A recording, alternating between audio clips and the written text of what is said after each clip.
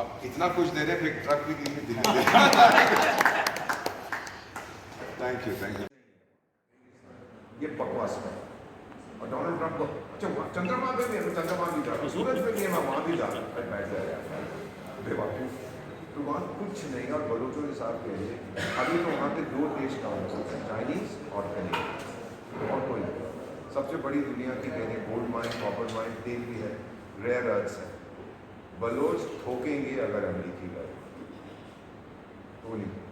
सो बलोचिस्तान को आप right of second Vietnam अगर करें, फिर उसके साथ बलूचिस्तान के बाद खैबर पख्तूनख्वा, सिंधु नदी का मैं आपको बताता हूँ। मैं स्पेशल एडवाइजर हूँ ले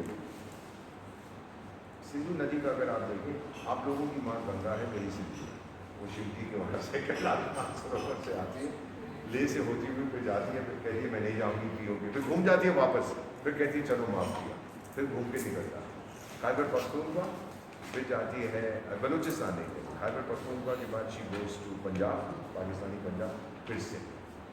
और समुंदर में अरब सागर में जाने से पहले 30 किलोमीटर पहले वो मर गया। देयर इज नो वाटर, वो डेल्टा ऐसा होता है ना, छोटी छोटी चैनल समुद्र में जाए, वहाँ नमक के डले रहे। और क्या होता है कि जब समुद्र में नहीं जाती तो समुद्र का पानी वापस आता है, उसको बैक फ्लो, वो सैलाइन वाटर। और हमने इनको, मुझे याद है उस मीटिंग में मैं भी था 90s में, हमने इनसे कहा था कि सलाइन वाटर आपकी सिंधु नदी मर रही है, हमारे पास टेक्नोलॉजी है, राजस्थान में था नमकीन पानी से करने की बहुत तरक्की की। मैंने कहा यू वांट हम आपको ट्रेनिंग दें, नहीं इंशाअल्लाह वो आके सिखाएगा, वो तेरे को आके सिखाएगा। सो बिकॉज शी डाइज, अगर आपने जो पानी अभी जा रहा है रोक दिया, और सर ये जो लोग बकवास करते हैं बात मत करो, मेरे पास कैपेबिलिटी है, मैं 1 साल के अंदर रोक सकता हूँ, 1 बूंद पानी पीता, फिर क्या होगा? खैबर पख्तूनख्वा वाला पाकिस्तानी पंजाबी मुसलमान को रोकेगा नीचे से सिंधी, ये 3 लोग यू वॉच, तभी तो वो घबराया हुआ, तभी तो उनका मुल्ला कहता है मैं 10 मिसाइलें भेज दूंगा इंशाअल्लाह, और वो पहुंच जाएंगी और इंशाअल्लाह वो डैम को तोड़ देंगे और इंशाअल्लाह फिर और यार चुप कर रहा है यार, लड़ना तो नहीं है कि हम बहुत सब इज्जत करते हैं सारे भगवानों के, अल्लाह की भी करते हैं, सब बकवास की क्या करते हैं, 10 मिसाइलें भेज दूंगा और फिर डिक्लेयर करता है कि मैं जिहाद में मरना चाहता हूँ। Is a very dangerous man, और हुकूमत उसकी, वो जो दूसरा बदमाश शरीफ है उसकी कोई नहीं सुनता। वोरा साहब ये जो नूरजहां एयरबेस पे, नूरजहां एयरबेस के ऊपर जो अटैक हुआ था नूर खान पे, बता देता हूँ नहीं मेरा पूछने का मतलब ये सिंधु ये जो रुका उसमें नूर खान एयरबेस का क्या रोल था?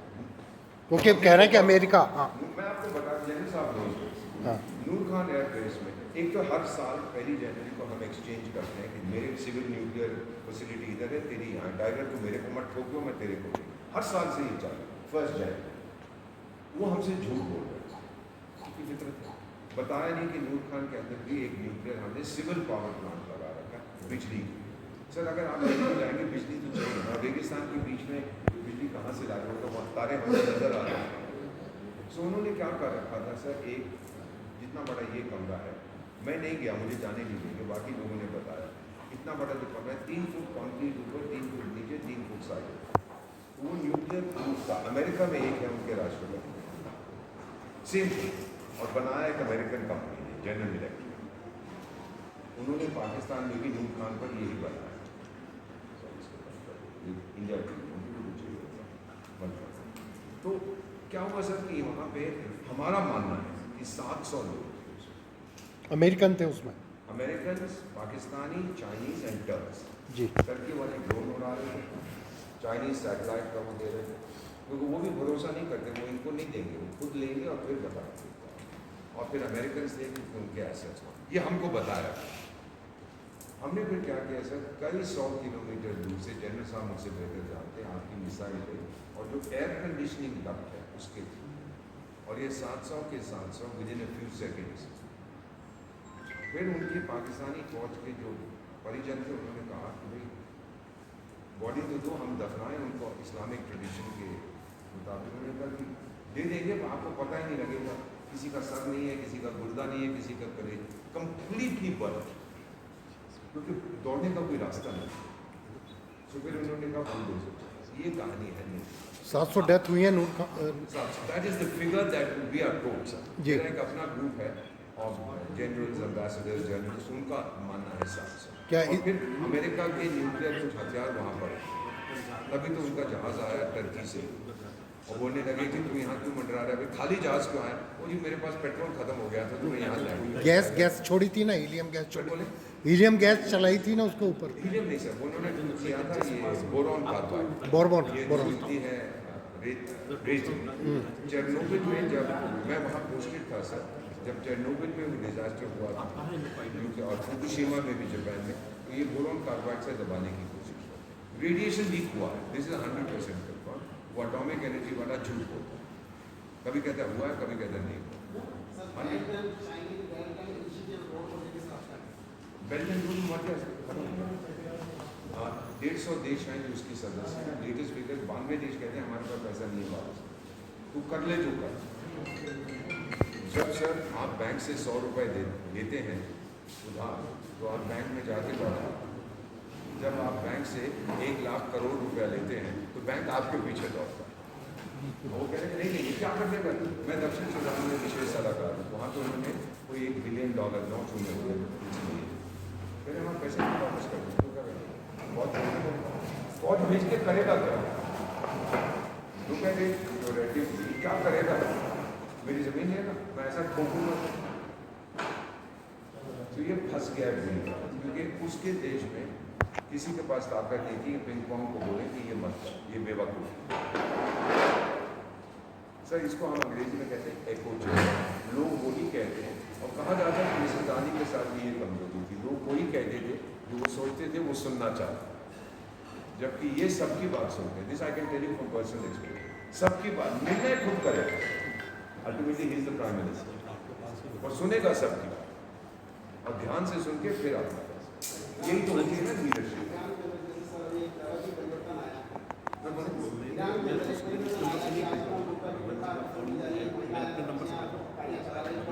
सऊदी अरेबिया में भी, ईरान तो बड़ा एक लिबरल देश हो रहा था। मैं गया था जब शाह के टाइम।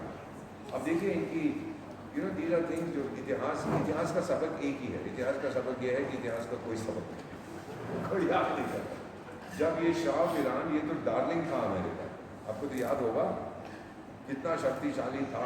जितने अमेरिका ने हथियार बनाए भी नहीं थे जो ये पैसे देके, कुछ देख था इसके पास।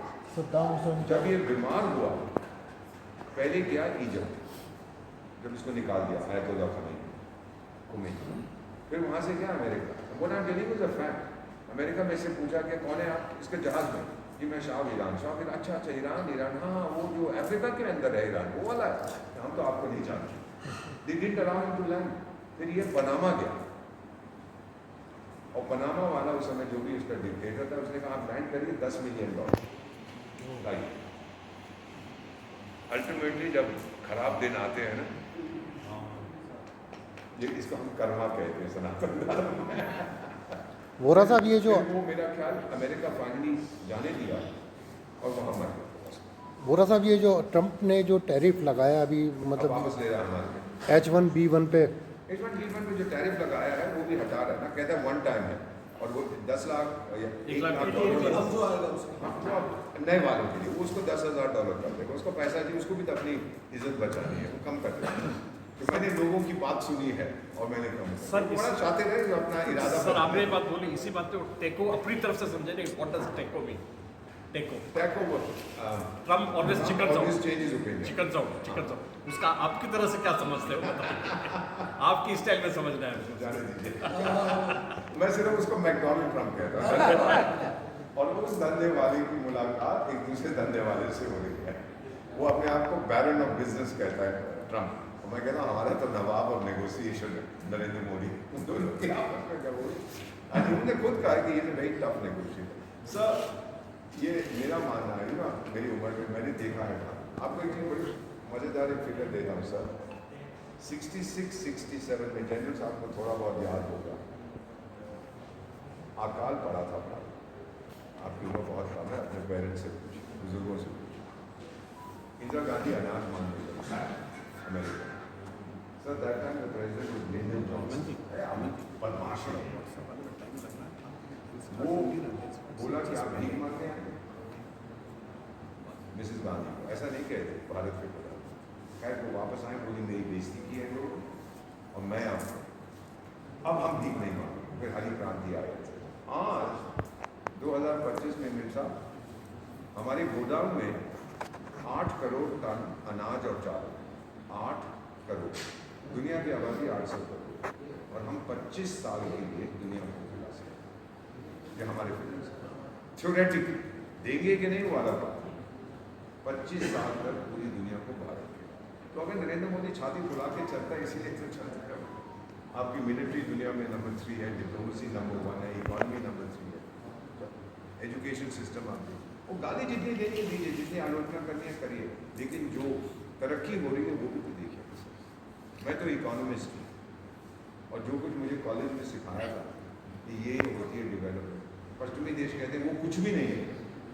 अगर हमने सब कुछ गलत किया है तो मैं कॉलेज में जाके अपने टीचर्स को ठोकूंगा, आपने गलत सिखाया था मेरे को, लेकिन वो तो मर गए होंगे सब, 50 साल हो गए। अगर सब कुछ गलत कर रहे हैं तो फिर तरक्की कहाँ से हो रही है? उदयपुर की सड़कें कहाँ से बन रही है? ये 5 स्टार होटल यहाँ क्यों आ रहा है? कौन पैसा ये लगा है? This is what I want to think. Politics भूल जाइए, नरेंद्र मोदी अच्छा आदमी, बुरा आदमी, ये अच्छा वो बुरा। ये डेवलपमेंट कहाँ से आ रही है और क्यों हो रही है? सर एक बात बताएं कि जो अमेरिका की जो स्थिति, आप क्योंकि आप इकोनॉमिस्ट हैं, तो आज जो फाइनेंशियल, करेगी सर, हाँ वही मैं उसी क्वेश्चन पे आ रहा हूँ कि इकोनॉमी जो क्रैश कर रही है, तो एक बात और सुनने में आई कि अमेरिका के जो टुकड़े होंगे जैसे रशिया के हुए, इसके बारे में आप क्या सोचते हैं? सर किसी ने भविष्यवाणी की है, मैंने सुना था कि उसके 3 स्टेट्स अलग हो जाएंगे। पता नहीं सर, मेरा मन और दिल दोनों भारत में। अगर मुझे भारत के अतिरिक्त, ये मेरा अपना विचार है, अगर भारत के अतिरिक्त मुझे किसी देश को चुनना पड़ा, मैं अमेरिका को चुनूँ, क्योंकि जो आज़ादी मुझे मिलती है वहाँ पर भी और यहाँ, उसके बिना मैं चीन नहीं जाऊँगा। चीन कोई नहीं जाएगा। चीन में कितने बड़े विदेशी बहुत कम है, क्योंकि सिस्टम नहीं है। अभी कुछ लोग तिब्बत होके आए हैं, पूछिए उन लोग, आपके यहीं स्कूल में सर रॉकवुड स्कूल है के जो डायरेक्टर साहब हैं, पूछिए उनसे, दीपक शर्मा साहब गए थे तिब्बत, वो बता दें। मैं तिब्बतियन से पूछा क्या हाल है, मैं नहीं जवाब दूंगा, पीछे चीनी सुन रहा है, ये भी जवाब नहीं देगा कि आपका हाल कैसा है।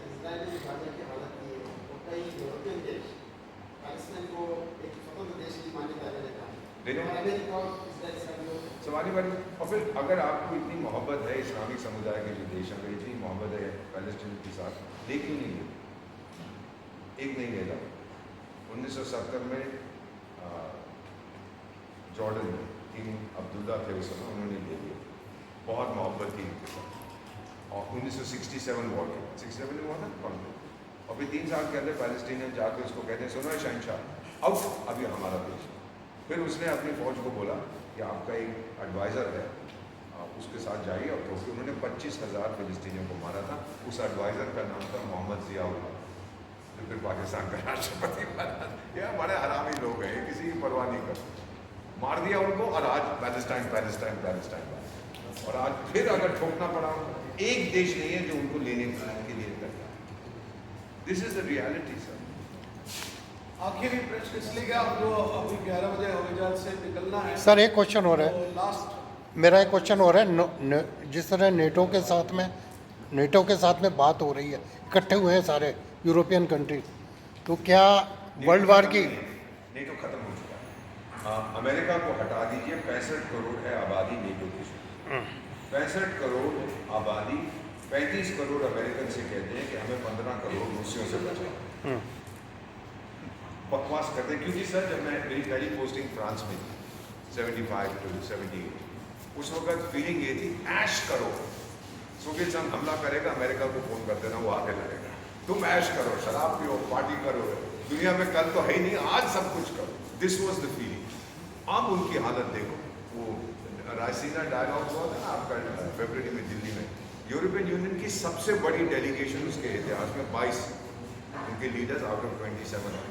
वो यूरोपियन कमीशन की प्रेसिडेंट उर्सुला लेंडन बेंडन ऐसा कुछ उसका नाम, वो लेके आए देखने के लिए कि भारत में क्या। और सब sir I can tell you for a fact कि 22 के 22 हमारी कंपनियों से मुलाकात करें, यार उसको मत बताना, मेरे साथ एग्रीमेंट साइन करो। मार्केट आपका सर 140 करोड़। तो क्या वर्ल्ड वार के कोई चांस नजर? वर्ल्ड वॉर का मतलब क्या है? सर पहले वर्ल्ड वॉर में 35 देश लड़े थे, दूसरी में 60 थे, क्योंकि हम लोग कॉलोनीज थे। अब वर्ल्ड वॉर, सर पहला वर्ल्ड वॉर शुरू हुआ था यूरोप में, दूसरा हुआ था यूरोप में, अगर तीसरा है तो वो भी यूरोप में हो रहा है, रूस और यूक्रेन के बीच। Europe is a very violent continent, बहुत वहाँ पे हिंसा है, वो बकवास करते हैं शांति वांति के लिए, दे आर वेरी वायलेंट। हम लोग हैं एशिया में जो शांति को बहुत पसंद करते हैं, अफ्रीका में। मेरा मानना है कि कोई थर्ड वर्ल्ड नहीं होगा, होगा तो यूरोपियन थे। और किसमें दम है रूस से पंगा है? रूस भी लड़ता है अपने अस्तित्व, जैसे मैं लड़ा। सर एक देश है जहाँ मैंने सर्विस की है, भारत के अतिरिक्त, जो उसको मदर रशिया, हम मदर इंडिया कहते हैं, पूरा वो बहुत प्यार करते हैं अपने देश से और भारत से। भारत उनके लिए एक रोल मॉडल।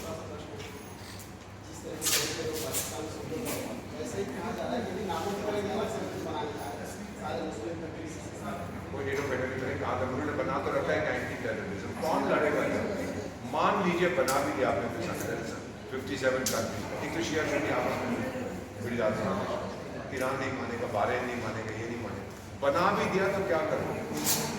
मान लीजिए अगर हूती हमला किसी पे करते हैं, आप लोग क्या करोगे? हूती में तो यमन में तो मुस्लिम देश है, बकवास करते हैं, सब कुछ नहीं। ये हमने देखी है इस्लामिक दुनिया की हकीकत देखे, दिल के कुछ रखने को गालिब के ख्याल अच्छा है। यासिर अराफात से जब मैं पढ़ता था पेरिस में, सॉर्बोन में, यासिर अराफात हमारी यूनिवर्सिटी में भाषण देने आया था। उसने कहा जब तक इजराइल है हम इकट्ठे होकर उसके साथ लड़ेंगे, जब इजराइल नहीं रहा हम आपस में लड़ेंगे। क्या देखो को तो लड़ाई आता होती है सर। मुझे नया महाराणा प्रताप का इनकारनेशन बना है। अरे by the way, you know my father, मेरे फादर साहब पठान थे, फ्रॉम गजनी, अफगानिस्तान। मेरी माँ सिख परिवार से थी, मेरी पत्नी राजपूत है। अब बताइए मैं कौन हूँ? Thank you sir, thank you very much, thank you. Sir मैंने स्पेशली बनवाई आपने साइंस के लिए, रात को बनवाई थोड़ा ज़्यादा। और ये मैं चाहूंगा कि जोरदार तालियों के साथ ये विक्रम गौरव सम्मान, ये छठा सम्मान जिनको हम दे रहे हैं। पिछली बार हमने महामंडलेश्वर जी को जोधपुर जाकर दिया था, उसके बाद ये सम्मान हम इनको प्रदान करते हैं। हम भगवान को दे रहे हैं। मैं एक साधारण